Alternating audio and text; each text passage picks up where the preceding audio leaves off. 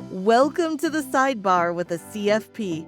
Pierce the veil on BigLaw Life, career, and money. Hosted by Matt Smith, the tour manager for BigLaw attorneys. You bill in 6-minute increments. Let's get you some of that time back. In each episode, we will have candid conversations about life inside Big Law, the real stuff they don't teach in law schools or show in recruiter brochures. This show pulls back the curtain on what it actually feels like to climb the ranks, navigate transitions, and make big decisions in a high-stakes career. You'll hear from partners, associates, and experts across law and finance, each sharing stories, surprises, and strategies for building a life and career that works for you. This isn't a money podcast.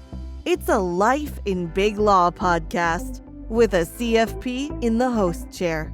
The contents of this podcast are purely intended to be general and educational in nature and should not be construed as specifically tailored investment, financial planning, tax, legal, or other professional advice. Any investment performance referenced is purely past performance, which is no guarantee of any future performance. Nothing contained in this podcast should be construed as an offer to sell, a solicitation of an offer to buy, or a recommendation of any security or other financial product or investment strategy. All investment, tax, and financial planning strategies involve risk that you should be prepared to bear. You are highly encouraged to consult with professionals of your choosing before taking any action based on the contents of this podcast. To the extent the guest on this podcast was a client of Concert Financial Planning as of the date of the recording, the guest was not compensated for their time. Nothing conveyed by the guest should be construed as a testimonial or endorsement of Concert Financial Planning, and their experience as an investor or a client may not be representative of all investors or clients. You can find this show on all the major platforms, including YouTube, LinkedIn, Facebook, Apple Podcasts, Spotify, iHeartRadio, and on our website, concertplanning.com. Now here's the host of Sidebar with a CFP, Pierce the Veil on Big Law Life, Career, and Money podcast, Matt Smith. Welcome to Sidebar with the CFP. I am super excited about this episode. This guest I've been trying to have on the podcast since we got started. I think it's going to be incredibly valuable to all of our listeners with lots of insights and look behind the scenes that you don't often get. So I want to introduce my guest today, Alison Ketabchi. Alison is the Director of Recruiting globally at Baker Botts. With more than 16 years of experience in the legal industry, Alison has earned a reputation of being a thoughtful, strategic, and innovative leader. She oversees a global team of recruiting professionals at Baker Botts and is responsible for creating and implementing the firm's lawyer hiring initiatives. Alison regularly collaborates with the DEI, business development, and professional development teams to hire, integrate, and develop top talent. Alison has served in leadership roles for various organizations, including co-chair of the NALP Directors Forum, a board member for Dress for Success Women's of Wardrobe, president of Houston Association of Legal Recruitment Administrators, and as a board member of both the Houston and San Antonio Texas X's chapters. Alison is dedicated to helping others build their portfolio, showcase their strengths, and advocate for their future. And importantly, Alison is a very close friend of mine as well on the personal side. She actually accidentally introduced me to my wife when Alison was a recruiter at my wife's law firm and my wife was a second-year associate. So thank you, Alison, for being here. Welcome. Glad to have you. Thank you for having me. I'm honored to be here. Very nice introduction. Yeah. I want everybody to know how big of a get this is. I feel really cool having you on my podcast because I think you've got a lot of really cool insights and things to say. So maybe, beyond the formal introduction, maybe just kind of give us a look, like an understanding of what you do in your role, Director of Recruitment globally for Baker Botts. Maybe what was the path to get there and what are you doing in this role now? Absolutely. So I started my career in legal recruiting back in 2008 in New York at a major law firm and fell in love with this job instantly. And I work with really smart people who are very interesting, and the work they do is really great. And so since then, I've always been doing something in the legal industry. I have been at Baker Botts for almost 11 years. I started as the local Houston recruiting manager, where I oversaw their summer program, all of their lateral associate recruiting, professional development. And my role has evolved over the last, I guess, 10 years. And I've been in my director of recruiting position for over 4 years, where I really manage this global team, like you said. And we are always actively recruiting law students, lateral associates, partners, counsel. And then with that comes everything else in the life cycle of bringing someone in from interviews to onboarding, orientation, integration, which is just, it's really fun to watch. So I'm more on the strategy, overseeing everything my awesome team is doing. And it's an exciting and interesting time to be in the legal recruiting space, which I think we'll talk about while I'm here. Yeah, cool. And so, I think when I think of recruiting, I just think of sort of the social, getting to know people, making connections, networking. But it sounds like it's not just the transactional part of it, but there's also a lot of work you do, like you said, integrating and getting people set up and ready to go and all of that kind of stuff, which maybe is not as flashy, but certainly important. Absolutely. So that transactional part that you talk about, there's so much involved in that piece, from, building resumes. And, I'm regularly working with law students, and I speak on a lot of panels at law schools. Law students are always reaching out and asking for advice. And even lateral associates are reaching out about what the, best approach to, reaching out to the market is. So that part is so important. But we work really hard to get people in the door and get them into the office. And so it is just important to focus on their onboarding and their orientation and integration. So that piece is really important. Yeah. Yeah. You mentioned something struck a chord with me that you're working with super interesting, smart people. My niche being big law attorneys, I feel the same really often. Um, what is it like getting in touch with these people to say, hey, we may have an opportunity for you? Or I'm sure that they try to get in touch with you as well. What's it like working with this particular client set? Okay, so what it's like to work with them. They're very smart, and sometimes really smart people aren't organized and ready to like push things forward. And so sometimes lawyers need help with the administration piece of, Yeah. like I said, their resume, the interviews. And so I want to make it as easy as possible for them, because they are also filling time. Typically they're working or they're in school, and that stuff is really important. So how can I make the process easier? Um, Everyone is different. And um, so at every level, it's different. When it's law student, sometimes they've gone straight through school. So this is their, our interviews and our interactions are their first time to be, um, you know, going through a job interview process. Right. And Yeah. I also spend a lot of time with law students talking about how to network at events and how to interview. We do a lot of mock interviews. And then as someone grows in their career, they've gone through this they've gone through this a little bit more.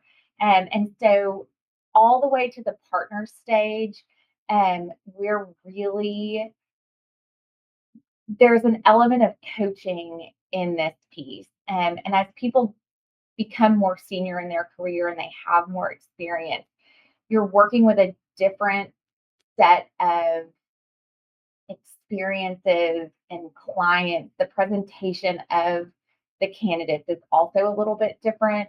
And sometimes it can be intimidating. When I was younger, and starting out in this, I was so intimidated by the partners at the law firm. Right. And then now it's, I've been doing this for so long, and it's, my strategy is like, okay, what's important to that person? And what do I need to highlight for them as a candidate, and what do they need to know about us and who we are as a firm, and how are they going to fit? Is it going to be a good fit?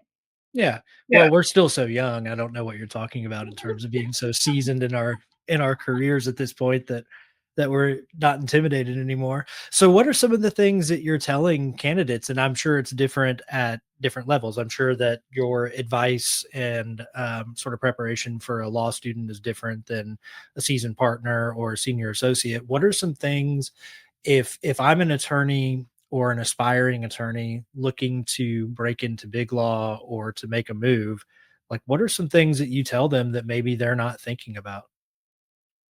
Right. So I'm going to start with the law student piece, because I think that is so important. And even for junior associates, um, when you look at, I always say, do your research, but what does that mean? Do your research about Yeah. firms.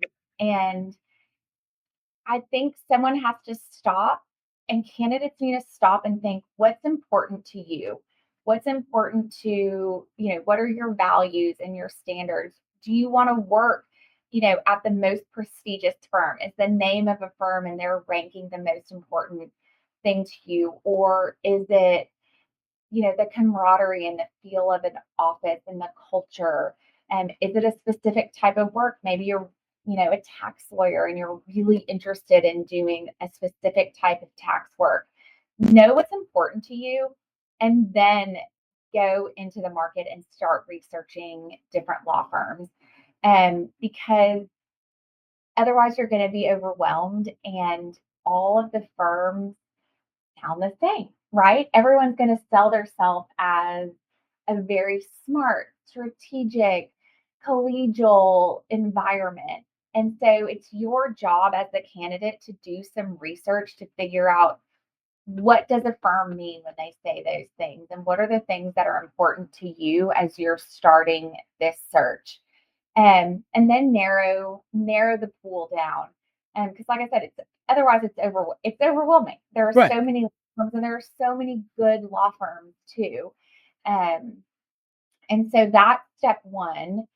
Um, and then, once you have that narrowed down, look through the lawyers. Who do you have contacts with? Are there people who, went to the same undergrad school as you, or something that you might have in common? Maybe there's a volunteer opportunity you're really invested in. So really trying to then make those connections and utilizing your resources. We live in a day and age where the resources are abundant. And Yeah. so making sure you're using the proper resources, and there are so many, you can look at. The Chambers Guide is always a really good place. NALP is a great resource for entry level candidates to look at and get different information about firms. What is a NALP now? LP, Okay. it is basically our professional association for legal recruiters. It's a global organization, and it's really good. They provide a lot of really great resources, both for legal professionals, and also for law students, lawyers. They do a lot of salary surveys. It's an easy place to search information about firms.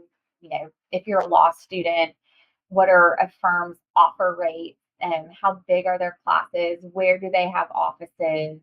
And so a little bit of time on the front end will save you a lot of time on the back end when you're actually applying and interviewing.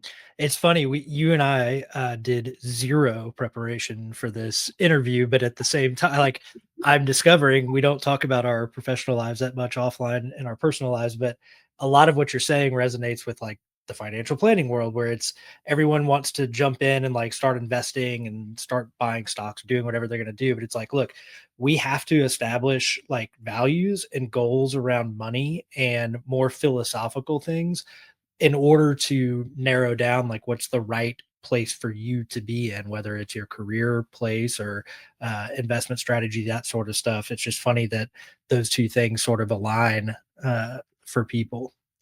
Absolutely. And when we were going through my financial plan, you were asking me questions like, what kind of, risk taker am I? What am I interested in? And it's really true. And I think about like hearing you say that and thinking about someone who's, possibly looking for a new job, they want to change firms. It can feel very daunting and that Sure. unknown, it's hard to take that first step. And but it doesn't have to be scary. And just because you go out there to, you know, potentially look at a new job, it doesn't mean that you're accepting an offer and you're going to work somewhere. It just means you're exploring. And I think educating yourself and staying attuned to what's going on in whatever industry you're in is really important. Yeah. And so you talked about doing research. You mentioned NALP. You mentioned, I think it was, was it Chambers? Yeah. Okay. So that is where listeners can maybe get some resources. Like if they're going to do their research, those are two great places to do their research. Yep. Is there anything that law students or more seasoned professionals, is there anything they should avoid when going through this process? I would avoid I would avoid taking advice from random people. I would always be open to taking advice and hearing someone's opinion, but I would really focus on trusted resources like those I named or people that are close to you. If you're a law student, is there a law professor or someone in your services office who you really trust and listen to them? If you're more seasoned, what are your peers talking about? And don't fall victim to gossip and rumors or Reddit threads. I think hear it and know it and be aware, but then be the one, be your own advocate and figure out what is the truth and what is the truth to you.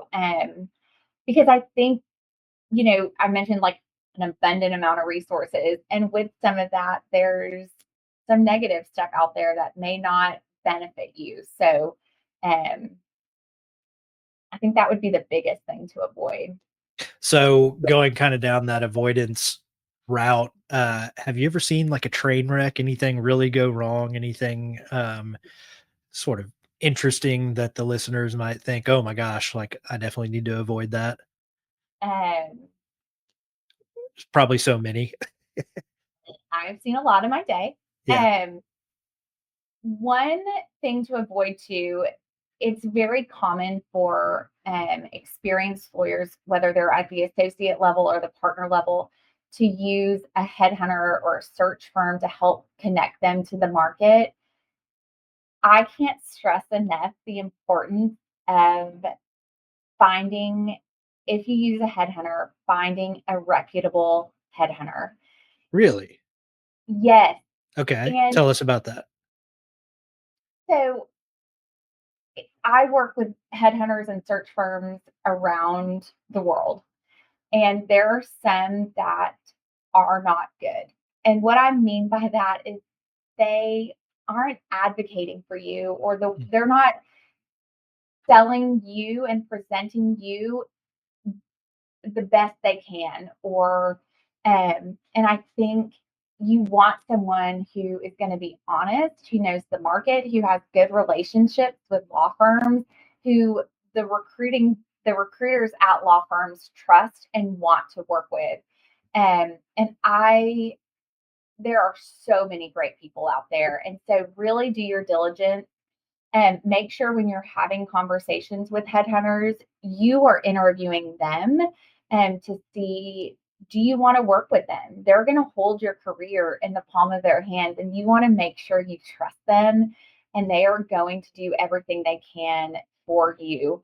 And get referrals, ask your friends who have moved, or if you have relationships with people in the recruiting industry, ask them who are some good headhunters I can reach out to, because it really matters. And so um, I would just say avoid just like signing up to work with someone. That's so interesting. So, are there good resources other than your own network and people where, like, how would somebody go about searching for an esteemed recruiting firm or headhunter firm? And it's a good question. And I think it would be, It might even be local too, right? Like, my, it goes back to that network. yeah. And I don't know the answer to that question because I haven't been on that candidate side. Yeah. Um, but I would start maybe with LinkedIn. There's, so many people on LinkedIn, maybe get some names.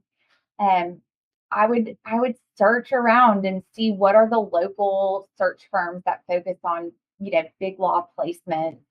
Um, and I think you could do a cold call too and Yeah. see what are the big places, and then just, Google. I would Google search if someone if you're given a name, I can think of one person specifically that has a reputation in the market. If you Google this person's name, you see the list of complaints. And so that would be a red flag and avoid. Well, and so, probably like what you mentioned earlier, you're in the attorney is interviewing the headhunter and asking good questions that, like, I would recommend they ask this for financial advisory too, is like, do you work with people like me? Tell me about your experience with my particular situation. I'm trying to get to X or Y firm, or I'm at this level, or whatever it is that your goal that you're trying to accomplish with this potential move.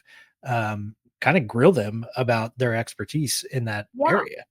And ask, who do you have the best relationships with? What firms are you close with? And that will tell you information too. And, they'll likely say, oh, this, that, and this. But just be mindful and make sure you don't give them your materials until you are, and by materials, I mean your resume and, just your whole application before you've signed on with them and you're working with them. Why is Well, that? yeah, so it could be the train wreck situation Yeah. where we've had headhunters submit candidates and the candidate did not Oh author man. that submission. And then they're submitted by another search firm and it just causes confusion. And there's a lot of financial liability in those situations.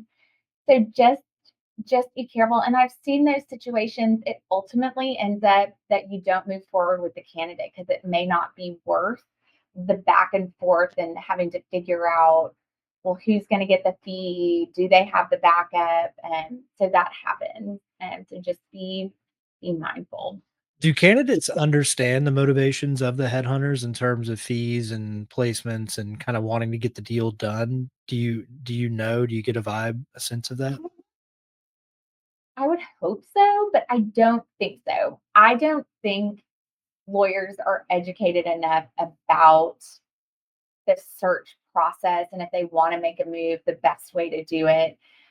I really don't. I think some people know, but I would say that most people don't recognize how it all works. Um, Is it possible to give a synopsis of how it all works, just to yeah, give just a basic overview? yeah, absolutely. So, um, Sally Joe's out of big law firm. She's a third-year associate. She's not getting the type of work she wants. She wants to make a move. She researches, local search firms, talks to some friends outside of her firm that, do you know a headhunter? Who have you used? And she makes a list, she makes some calls, decides that she wants to pick, search firm A. Well, search firm A says, great, you're going to be our client, and we want to submit you to Baker Bot, Vincent and Elkin, and Haynes and Boone. And we have relationships with them. Can we submit your application to these firms. Well, Sally Joe has to say, oh, I'm not ready for my name to be out there unless they have a need. So that's okay. You can do that. And the certain firm is going to reach out to me and say, hi, Alton, I have this candidate, this amazing third year associate. Do you have a need? Would you like to see a full submission? To which I would respond, yes, sounds amazing. Here's my fee agreement. We have these binding contracts that typically last for a year and include, everything you could imagine in a contract. And things like, who has first right of refusal, like not first right of refusal, but who has, basic, like who can claim this candidate and when, we'll pay, a certain percentage of that person's final compensation. Just a lot of different things are in this contract. And so once we agree on that contract, then the search firm will say, hi, Alison, here's Sally Joe's, materials. And I'll say, fantastic. Let's bring her in for an interview. We'll go through the interview process. We'll prepare, assuming things go well, we'll prepare an offer. And so here's the fun. If you receive an offer from a firm, do not quit your job and give notice until you have been cleared to hire, which means you've gone through the conflicts check, background checks, and you are cleared to hire and you can set a start date. Then you can give notice and move forward. And that's another train wreck story. So can an offer be made prior to conflicts having been cleared and all that kind of stuff? Yes, you will get an offer, and you can get an offer, and with your offer paperwork, and some firms might do it differently. At Baker Watts, we'll send you an offer letter with all of your new, like your new hire paperwork. So it's like questionnaires, conflicts, and background check information. And so you'll complete that and send it back to us, and we'll run you through the clearance process. And then once you have a start date, then you're good to go. And on that, don't you worry, on day one, I'm getting an invoice from the search firm saying, Sally Joe started with you. You owe us, right, 25% of their first year's salary. So it's So Sally Joe is hiring the headhunter firm, but the headhunter firm, and so they'll have an agreement between the two of them. But the headhunter firm is also going to have agreements with the law firms that they're approaching to bring these candidates forward.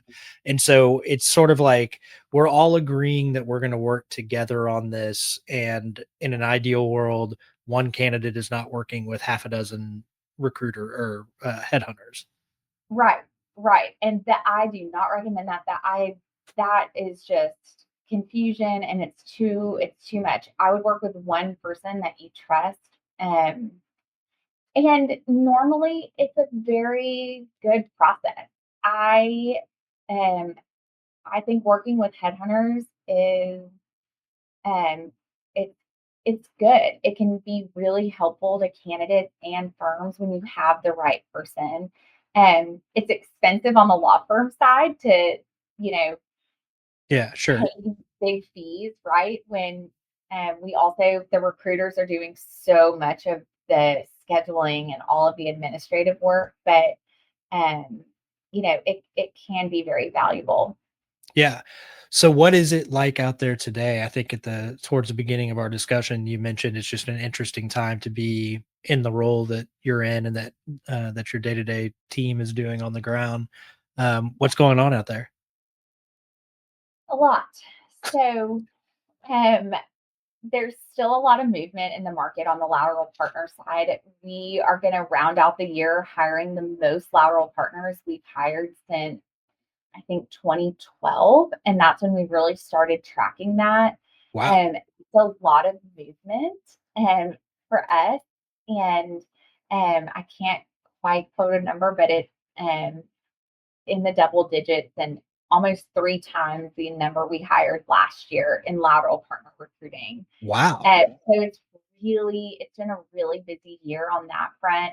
A lot of it is motivated by things happening in the energy sector and technology. You've heard a lot about data centers. We're really involved in the data center space. And we've seen significant growth in our Middle East offices. We've brought on really great teams in Riyadh, Dubai, and Singapore. Our London office is growing. And so that's just been really exciting for us. And the lateral associate side has been a little bit slower this year. There's still been some movement, but it's really been driven by a lot of the associate movement has been driven by the partners that we've brought on and just natural attrition. Mm-hmm. The most interesting has been, well, I say most interesting. It's also been the most crazy and hardest thing to figure out. Law on the law student side, when I first started this job, there was a very structured recruiting process. Candidates, 2L, so second year law students, 2L, met with law firms in August and had their interviews with firms. And by October, November, they were making their decision on where they were going to spend their summer and ultimately start their associate career. Fast forward almost 20 years later. Yeah, we're so young. I know.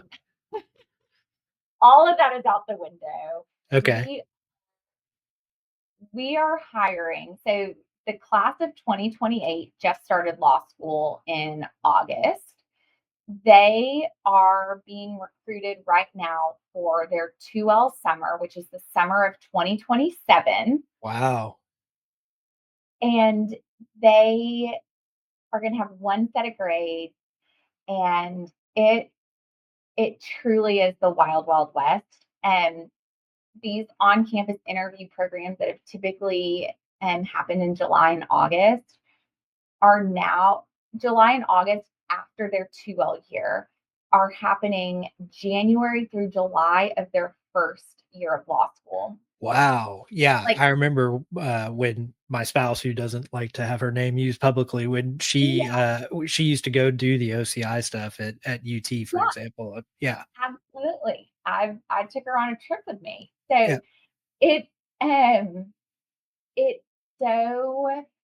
it's just like really crazy. And then firms are having to respond to these changes, and every firm has a different plan and policy and how they're approaching the market. And I think it's a stressful time to be a law student. I think there's a lot of opportunity, but with that, it's been really stressful, and they're being, pressured to make career decisions after one semester of law school. Yeah. And so does that mean that their 1L year is like of critical importance in terms of how they do? Yes, which it always has been. But even more emphasis on that first semester. So think they're starting law school and they're like, where's the bathroom? Yeah. And also you need to get really high scores so that you can get a job. And so I do think it's a very interesting time. And this has been, just kind of evolving over the last 2 years. This is the third year of like kind of craziness. Okay. And it's been very crazy. I don't know if this is sustainable, if this is going to work. We are going to see. But we're all just trying to adapt. And I can speak for our philosophy as I was working through the strategy and how we want to handle this. I had to sit down and think, okay, what are our strengths? What do we value? Where are our standards? And what is the market saying? And then just really put a thoughtful plan together. And fortunately, we have really great leadership who was open to having a conversation about making a big change. And we worked together to finalize a plan that's really great. And so I'm excited, but we'll see. Everyone keeps asking me, well, so what are we going to do next year? I'm like, I don't know. Here. have to get through this year first. Well, so all right. So So it's pretty crazy. so this is really putting you on the spot. But when you sat down and thought about like who is Baker Botts, what's your vibe, what you're all going to be, and what kind of attorneys are right for you, what kind of law students are right for you. Um, is there a clear framework for what that is? Like who, the kind of attorneys you want to have on board, the sort of personality of the firm, I think is what I'm trying to say. Yeah. So the firm has been around for 185 years. We are established. We started in Houston, and I've mentioned now we're a global law firm, full service law firm. And people who do well here are people who do good work, they have good judgment, and they're good people. And the our culture and the way people work together, from you know our team working in our conference services and our office services team, all the way to our senior partners, the way everyone works together and the level of respect, and I haven't seen other places. And so I think that is a number one. But in terms of skill, we have really smart people working here. And as junior associates, and you come in and you're going to have real work experience, real world experience right away. You're going to be working with clients, getting the calls from clients. You're going to be in depositions, in trial, and you're going to be on the deal teams, and you're not just going to be behind the scenes. So what that means on the recruiting front, we're looking for people who are ready to show up, work hard, be smart, be professional, have that good judgment. And that's really important. It doesn't matter if you like to, you know, go out and party, and some people don't. It's like you are here and you are valued based on who you are as a person, what kind of work you do. And if you do hard work, you're going to get work. And so I think we just have this really unique culture, and that's really special. It's part of the reason I've been here for so long.